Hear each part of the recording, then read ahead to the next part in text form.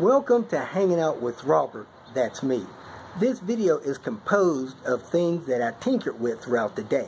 For step-by-step detailed instructions of those tasks, you could click on the links in the comment section below. This video should contain tips and tricks of things that I've learned throughout the year. Now, I only plan on leaving this video posted for about 30 days. I hope you enjoy it. Thank you very much for watching. Today is supposed to be a cool, windy, rainy day. Doesn't it look just like it's going to be? My rear emblem still on Queen Bee. That's awesome. That didn't fall off overnight.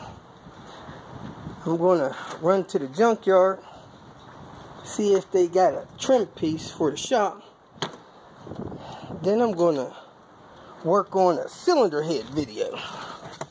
I'm going to redo that video with my updated new procedures that'll hopefully help people get that done quick and easy. Let's head to the junkyard. Got a 94 850 here. It has a 2.3 liter engine. Doors are scuffed up. Mirrors broke. I think the junkyard has made it a policy to break every door mirror from now on in. It is a turbo car, so I don't know what someone would want off of it. It does have the little control box there. I'll take that because people are looking for those all the time. Turbo is still there. I'll check some other stuff, see what's going on. Windshield looks good. Sorry it's so windy. Interior looks pretty good. It's got this control panel. My ass the guy if he still needs that. Leather's torn up. Sun visor's falling down. Leather's hard. I don't know if it's been sitting somewhere for a while. Glove box doesn't look broken. Man, that's a miracle. I'll let Buster Brown know. He'll finish that off. Alright. Let me do a couple things and see if there's anything worth snapping. Well, that's one way to get the door open. Hey, it's got a CD charger. Volvo style. I didn't bring my box, so I don't know if that thing works or not. Got a cruise switch there. Antenna torn out. Man, I might come back, get this carpet, put it in Queen Bee. It looks better than Queen Bee's carpet. Got an 83 240. 244. That's the VIN. Can't get the doors open. Got quads on it. That look like it's in too bad a shape. Hood's been a little bit.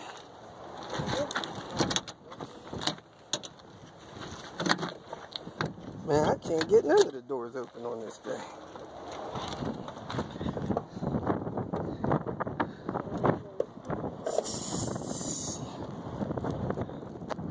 Well, that's what it is, folks. Come get a door open. See if there's something you need. That's that. 85 240 wagon. Looks like it's been hit a little bit since it's been here. Still got the wheels on it. Dash is gone. Got some decent body panels on it. Looks like the distributor might be gone. Up. Looked like it might have took a hit up here. Anyway, that's that. We got a 2004 S40. Been dropped today. It's got the official Volvo roof rack. Man, I don't even know how to get this thing off. If somebody wants to lead me, tell me how to get this off, that might be nice. But anyway, roof rack's there. Interior looks like a darker leather. Seats in good shape. Power seat. Everything looks, you know, relatively nice in this thing. Doesn't have home link. I don't see a key. Of course, it's got the 4-cylinder turbo. Somebody's busted the headlights out, and this is where they lift it up with the forklift, bust the doors. Anyway, this V40 is here. Let's drop a 92 240. Somebody took the rear window out. The door handle's missing here. Oh, this one comes with a passenger. A driver. A driver.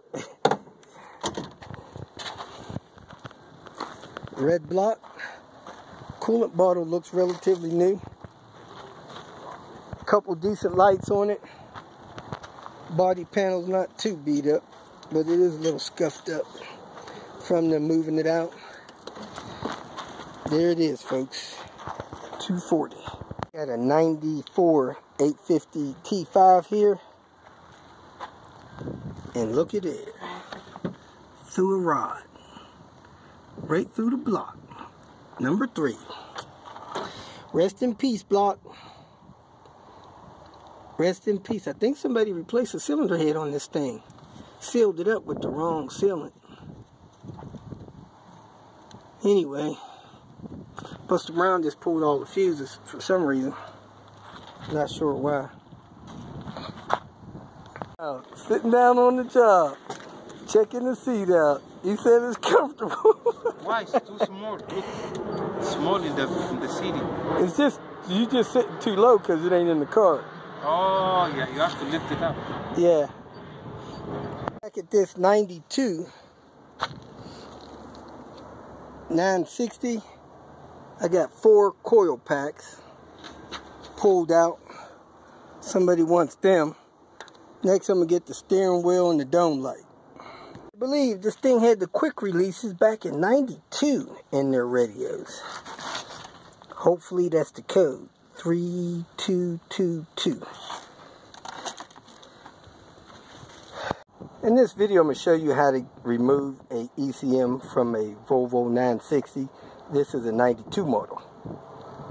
First thing you do is come down here, remove this panel. You have a couple T20s.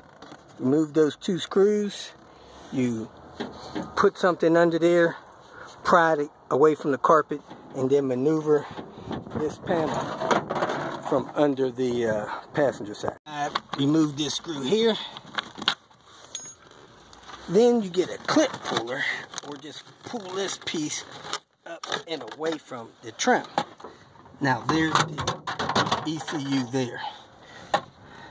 Tab here, you bend this tab down and you work the plug up and out of the ECU.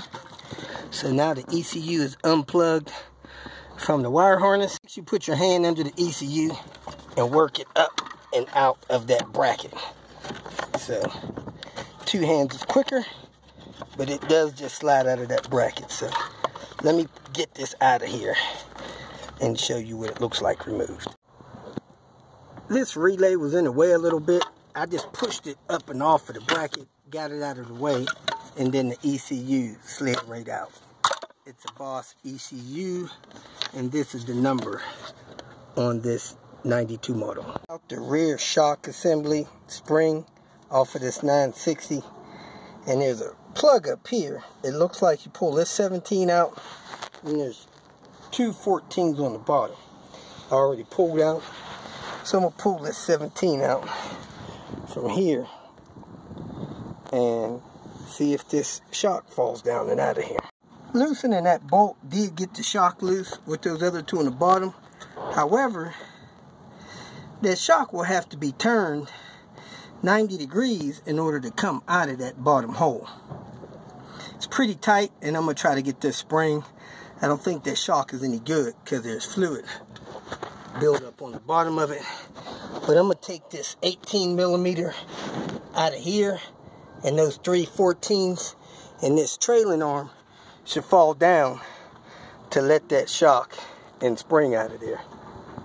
Be careful when you pull those 4 bolts, because the strength of the spring and that shock pushed it down. I also pulled the 17mm out of there, so this arm should be able to be pried away from the car now. So I'm going to try to wiggle that away from the car, get this shock and this spring out of here. My crescent wrench all the way, and I was able to pry that trailing arm out of this rear knuckle. So now the spring and the shock is loose. Even mat self-leveling style of shocks, and they say they're good until they leak. And these look like they were leaking because there's crud buildup on that. Boot's totally torn. That's a sign that they were leaking. I doubt if they're any good, but I'll find out if my viewer wants them or not. When you have a suspension with self-leveling shocks in the back, normally the springs don't handle that much weight. So you have the springs that assist the self-leveling. So really, the self-leveling shock is the most important thing back here on this suspension. That's my opinion. I was going to get the same parts from the right side. However, this trailing arm link looks bent, so I'm not going to get it. But I am going to take this shock and spring off. Built this beautiful car. Other than that front bumper, it's going to look good. They're going to take it and get this hood and trim piece painted, along with this fender they straightened out. I think this P1800 has a 4-speed. They're going to get this thing running. Hadn't been running in a while. If you feel that this information was useful, please like it and share it with your social media friends. You can subscribe to my channel so that you will get notifications of future videos that I post. You can follow me on Twitter, and if you need to contact me directly, please visit my website. And if you have any questions, leave them below, and someone or myself will reply to them. Again, thank you very much for watching.